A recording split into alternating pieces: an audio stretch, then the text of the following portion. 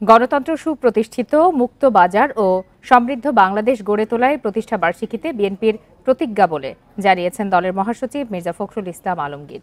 সকালে রাজধানীর জিয়া উদ্যানে বিএনপির প্রতিষ্ঠাতা ও সাবেক রাষ্ট্রপতি জিয়াউর রহমানের সমাধিতে প্রতিষ্ঠা বার্ষিকী উপলক্ষে শ্রদ্ধা নিবেদন শেষে একথা জানান তিনি। মির্জা ফখরুল বলেন, গত 15 বছর ধরে গণতন্ত্র প্রতিষ্ঠায় সংগ্রাম করে যাচ্ছে বিএনপি। এ পথে চলতে গিয়ে দলের অনেক নেতাকর্মী গুম এবং আটক হয়েছেন। জাতীয়তাবাদী দল আগামীতে জনগণকে সাথে নিয়ে দেশ পুনর্গঠনে এগিয়ে যাবে। প্রিয় নম্বর সেট করে বিকাশে সেন্ড মানি করুন ফ্রি।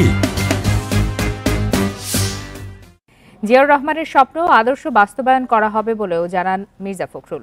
এদিকে দুপুরে নয়াপল্টনে ছাত্র জনতার আন্দোলনে নিহতদের স্মরণে সভার আয়োজন করেছে বিএনপি। এতে মির্জা ফখরুল সহ দলের সিনিয়র নেতারা যোগ দেবেন।